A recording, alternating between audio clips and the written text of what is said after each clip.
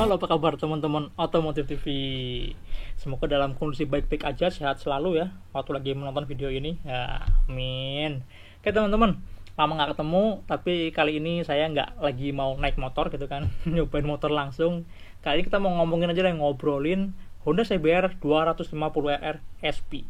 Orang lagi pada hype banget sama ZX25R Kawasaki, tiba-tiba Honda, wih, gue juga ada update loh, update terbaru gitu kan. Nah, di video kali ini kita mau gembrengin beberapa perubahan teknis yang dilakukan Honda pada CBR 250RR-nya. Dan kalau menurut saya sih kode SP di belakangnya ini keren ya. Ini ngingetin kita sama kayak CBR 1000RR SP gitu kan, atau enggak kayak motor zaman dulu kita ingat ada NSR SP gitu kan. Jadi kesannya kayak sport production, kayak versi yang lebih tinggi speknya dibandingin versi yang sebelumnya gitu kan. Tapi sebenarnya teman-teman, kalau menurut saya sih ini nggak terlalu ngagetin banget ya, karena jauh sebelum pandemi COVID ini rame gitu ya, sebenarnya di media-media Jepang itu udah pada ngasih bocoran sih, dan tiba-tiba sekarang ya bener-bener nih motornya bener-bener ada. Secara timing juga kayaknya emang sengaja dibikin ngekor si ZX25R kan, ZX25R launching, CBR langsung sekalian dikenalin yang pakai fitur-fitur pakai teknologi terbaru ini. Kalau untuk launchingnya sendiri sebenarnya udah diluncurkan duluan di Jepang kemarin di Indonesia. Emang sih nggak ada kayak event atau kayak prosesi launching gitu ya, cuma Honda hanya meluncurkan menggunakan press release, jadi cuma benar-benar kirim press release doang. Habis itu ya udah, artinya mulai hari ini motor ini resmi dipasarkan gitu kan. Kalau di Jepang sama di Indonesia secara spesifikasi sebenarnya mirip-mirip. Saya kemarin lihat tetap speknya, powernya apa segala macam semuanya sama. Powernya diklaim naik teman-teman. Powernya jadi 41 PS atau sekitar 40,4 HP ya. Terus torsinya jadi 25 Nm. Itu kalau dibandingin sama CBR yang sebelumnya, mesin yang sebelumnya lumayan naiknya. Kalau dibandingin sama Ninja 250 2 silinder yang kompetitor paling dekatnya, power juga beda teman-teman nih. Kalau si Ninja itu powernya 39 PS, sedangkan torsinya 23,5 Nm. Jadi emang kelihatan banget nih ya. Oke lah, Honda nggak punya nih yang 4 silinder 2,5, tapi di yang 2 silinder 250 Honda rajanya gitu kan. Dia mau mengukuhkan itu kayaknya nih. Kelihatan banget lah powernya paling besar kalau di kelas yang 2 silinder. Nah, apa aja perbedaannya, apa aja perubahannya nih teman-teman nih. Kita sama-sama lihat ya. Jadi ternyata di mesinnya itu ada banyak yang berubah. Pertama, Honda itu menyempurnakan ruang bakarnya. Yang paling utama itu ada di piston. Jadi pistonnya tuh lebih jenong kayaknya ya, sehingga kompresnya naik. Sekarang jadi 12:1. Itu tinggi lumayan ya. Dan kemudian ada juga revisi di air intake-nya. Jadi udara yang masuk ke ruang bakar diubah, sama knalpotnya. Knalpotnya juga strukturnya berbeda. Kalau dibandingin sama yang lama, secara tampilan mungkin sama aja luarnya, tapi dalamnya ternyata ada perubahan. Itu yang langkah yang pertama ya, menyempurnakan ruang bakar. Ngomong-ngomong, di pistonnya ada lapisan kayak itunya ya, samping-sampingnya itu kayak koyo ya.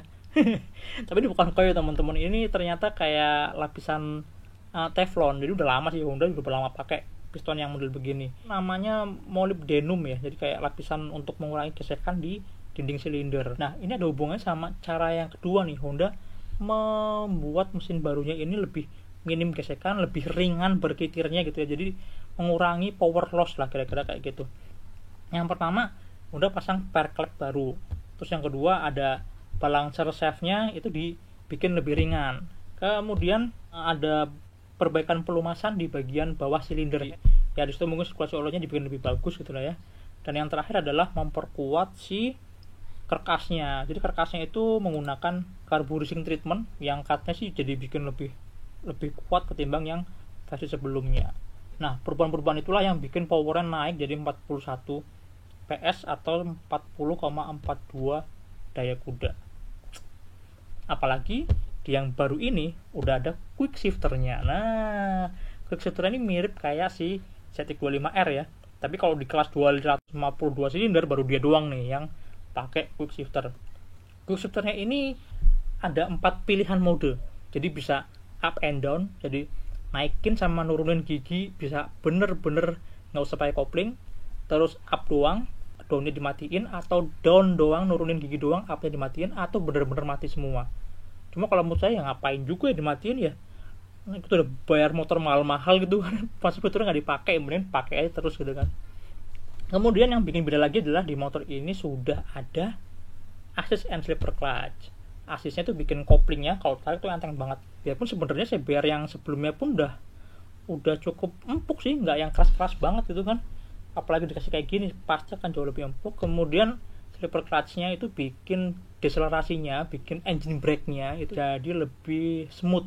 Jadi kalau kita lagi mau masuk tikungan misalnya ya, dari gigi 5 tiba-tiba mau turun ke 2, teng 2 gigi turun gitu, pas dibuka koplingnya itu akan langsung glonyer gitu. Jadi kita nggak perlu yang kekunci roda belakangnya, gel dulu atau harus braking dulu digeber-geber gitu biar agak nyelonong. Nah kalau itu udah nggak perlu nih, pastinya lebih nyaman juga lebih aman ketika kita lagi mau masuk ke tikungan, mau deselerasi, mau turun gigi cepat gitu kan. Harusnya sini lebih enak ketika dipakai. Nah kapan kita bisa coba? Nanti sih harusnya awal Agustus ya, kita akan nyobain motor ini. Mudah-mudahan kita bisa dapat duluan sehingga bisa sharing ke teman-teman juga lebih cepat. Makanya tonton terus Otomotif TV. Dan yang beda lagi selain spesifikasi mesin ya, lagi jelas warnanya. Di Jepang warnanya ada 4, keren-keren. Yang putih saya suka banget tuh yang putih. Kalau hitam biasa ya, merah hitamnya sangar. Sama yang RWB yang mirip kayak CBR 1000 itu kan, ganteng banget. Tapi untuk Indonesia ternyata nggak pakai warna-warna itu. Indonesia tuh cuma ada 3 warna untuk varian yang CBR 250RR SP. Itu warnanya merah hitam. Terus ada Astra Honda Racing Team, kemudian satu lagi adalah Garuda X Samurai. Ya, ini keren sih yang Garuda X Samurai ini. Jadi dia mengcombine antara budaya Jepang, samurainya itu, dan budaya Indonesia, si gambar Garudanya. Dan dia kanan kiri beda. Yang sebelah kanan samurai, sebelah kirinya si Garudanya. Keren ya. Cuma sayangnya untuk yang Garuda ini belum ada harganya teman-teman. Kalau yang lain udah ada harganya. Dan ternyata waktu saya lihat daftar harga ya, ternyata banyak banget loh nih variannya CBR 250 nih. Ada 1, 2, 3, 4, 5, 6, 7, 8, 9 ya. Ada 9. Dari yang paling murah itu 61 juta yang Black Freedom, varian tanpa ABS. Kemudian ada varian ABS, dan kalau yang si SP ini itu semuanya pakai ABS. Jadi udah kayak fitur standar ya, ABS plus quick shifter. Untuk warna yang merah hitam itu 76,7 juta. Kalau yang Honda Racing itu harganya 77,3 juta. 77,3 juta itu sama kayak harganya Ninja 250 yang pakai keyless. Itu juga sama, harganya 77 juta. Jadi ya kalau secara harga masih equal lah ya. Kalau menurut saya sih Honda oke lah. Honda jadi jagoannya di kelas 250 2 silinder.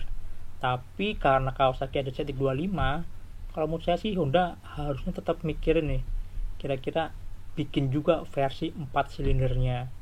Dan kalau kita lihat sebelumnya, sebenarnya Honda juga udah punya loh yang versi kayak gini. Dan di era yang sama dengan Kawasaki, di era tahun 90-an itu sama-sama punya 250 cc yang 4 silinder. Dan suaranya ya sama sih. Suaranya ya melengking juga, dengerin.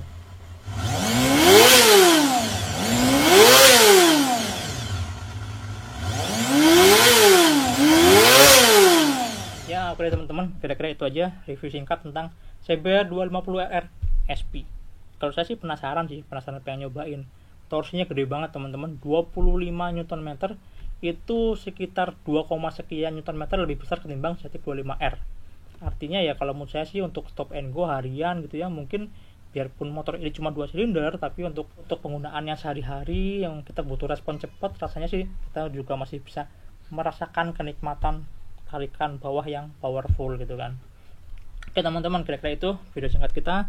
Nanti kita akan ketemu lagi bersama CBR 250 RRSP di sesi first ride atau test ride gitu kan.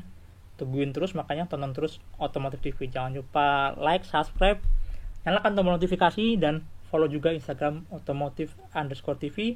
Satu lagi, subscribe juga, tonton juga channel baru kita, Motor Second. Itu khusus untuk membahas motor-motor second. Oke deh, sampai jumpa di video berikutnya. Jangan lupa pakai helm saat naik motor.